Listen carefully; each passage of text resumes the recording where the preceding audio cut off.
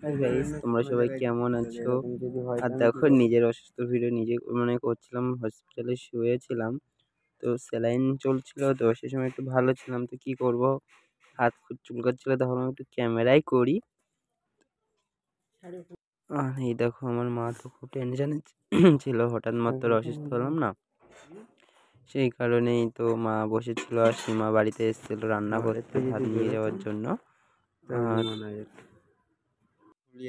আমি তো দেখো শুয়ে পড়ে কাজ করে, সারাটা দিন হসপিটালের ভিতরে। এখনো শরীরটা অতটা ঠিক হয়নি, খারাপ আছে। তো দেখো, লোক এসেছিল ডাক্তারের কাছে, উঠে উঠে দেখছিলাম।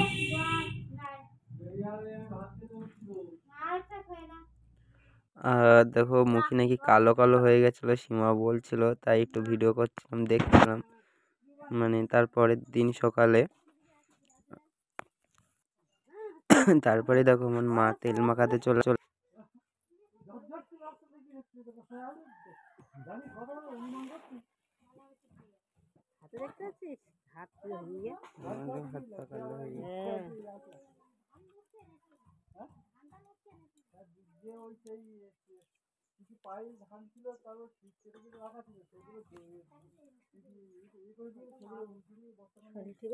দুর্বল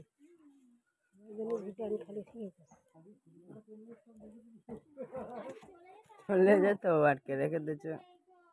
দূর আমি যা দেয়নি একদম। ও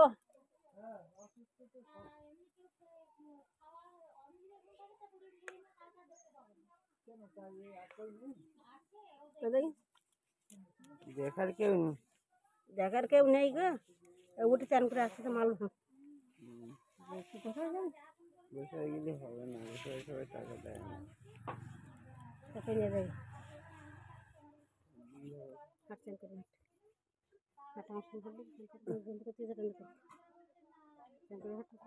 জামা প্যান্ট বের করে নিয়ে কেন, এই দুটো প্যান্ট গেঞ্জি ওই মালের গাড়ি সে চিন্তা ভাবনা করে না। দুটো লোক ওদি দোকান সকালে উঠে আসছে, কত টাকা খরচ হয়েছে বুঝতে পারছিস? বুঝতে ধানগুলো নিয়ে মরতে দেয় এই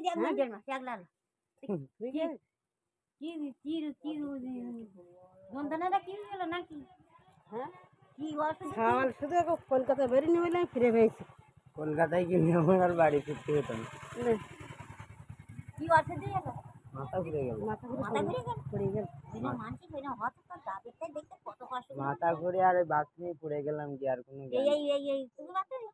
ওই কলকাতা যাবে বলে মাল তুলে কলকাতা যাবো বলে রেডি হচ্ছিলাম, ওই আর বাথরুমে মাল বিক্রি ঘর ভর্তি মাল না, তুই দেখেছো মাল কি করেছে? হাঁটো ঘরে গেলে হাঁটো দেখো যে আর ওই বাথরুম করে পায়খানা করে উঠেছে, উঠে আর বেল আটকাতে যাবো আর মনে আর সেই মানুষ শুনতে বিকেল বলতে পারলি এই ব্যাপার আমি ধানগুলো নিয়ে মরতেছি একটা বলিতেছে। সেই মানুষের জ্ঞান ফিরতেছে, হসপিটালে গিয়ে জ্ঞান ফিরতে অপূর্ব ডাক্তার নিয়ে গেল। অপূর্ব কাছে জ্ঞান ঘুরে লাগিতে হবে। ভাগ্যি যাতে ওই দিকে গিয়ে হতো তোর কেটা দিকটা রাস্তায় গিয়ে না তো আর যাবেন কি আর যাবে না গেলেই হবে, আমার মাল বিক্রি করতে হবে। ওটা তো ঠিকঠাক করে খাইয়ে না তারা যায় গ্রহণ করতে পারছে। আবার তোরা কি করতে থাকি জানি, আবার যাচ্ছি ওই সব ব্যবসা তো করতে হবে। তা তোমার শরীর অসুস্থ হলে তোমার কি করবা? আমি ভালো দিব্যি গায়ে কিছু নেই, ওই খালা খান কিছু খাইয়ে না, কালকে চালাক করেছি না ভেতি হয়ে গেছিল, ওই খান খেতে ফেলে দেবে কিরম হয়ে গিয়ে কেন সব কোনো দিন গায়ে পাতি গেল মাইয়া কোনো ঠিক হয়ে গেছে। তুইও কে তোর কেলি লাস্টে না পাকা কথাগুলো জানো, লাস্টে না পাকা কথাগুলো শিখে রেখে দিয়েছে। আমি ঘুরিয়ে ঘুরিয়ে দেখতে আছে তো তোর শরীর ওই রকম বুড়ো দামড়া কোথাকার এখনো পর্যন্ত ইয়ে করে দিতে হচ্ছে।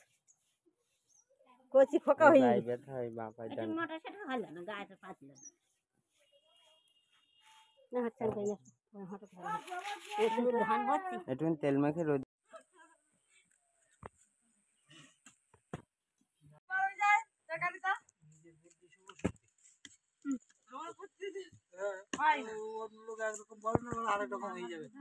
যে কায়দায় নিজে রান্না করতে সে কায়দার হবে।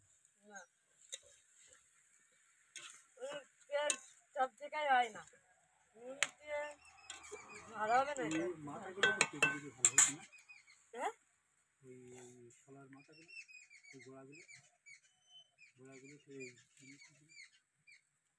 মাঝে কাজ করে এরম ঝাড়া বাঁধলি হবে তো? হ্যাঁ, মাঝখানে একটা বড় পুরো বুঝলি লাঠি ঢোকানোর মতো। না না, এই বোতলে হবে না। এই বোতলে দেখো আমি কি করছি। বড় কথা। এটা আলাদা সিস্টেম। এটা না থাকলে বেকার। হুম এটা না থাকলে বেকার। হুম এই এখন দেখো না কত কাঠি ঢোকে। এটাকে আগুনে করতে হবে। বেশি কাঠি যাবে না মনে না। হ্যাঁ, এই যে যতটা কাঠি আছে ওর অল্প যায়। এইটাই তো সন্দীপ মামার বউ বলছে আমার এটা করে দেবে, তো মামিদের করে দিয়েছি, দিয়ে গৌতমদাদের করে দিয়েছি। আমার তো এমনি ঘরে দুটো করা আছে, তো যেটু করে দিয়েছে। সীমা গিয়ে করে নিয়ে এসছে। সীমা গিয়ে দুটো ঝাঁটা করে হুম, আমার ও ব্যাপারে হবে কি হবে না, ওই বড় ঝাঁটা না, বড় ঝাঁটা হবে না। ওটা তোমাদের ওই লাঠি দিয়ে ওদের ওগুলো আলাদা সিস্টেম। ওগুলো লাঠি সিস্টেম তো। লাঠির আলাদা কায়দা করতে হয়। এই দেখো না, এই যখন আগুনে করবে একদম, এই যে এত খোলা দেখছো কিছু থাকবে না। গেছে তো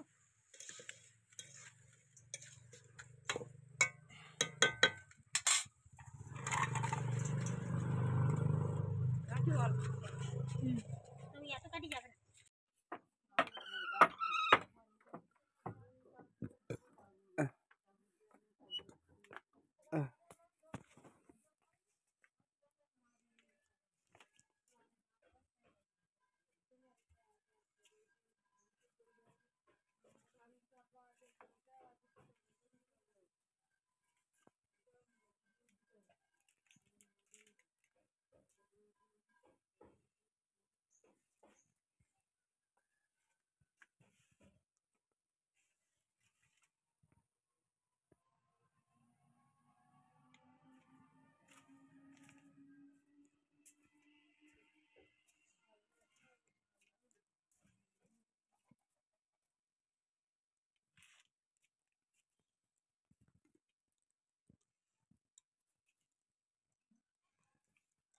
উমা, তুমি একটা কাজ করো না, স্প্রে করে দাও না একটু।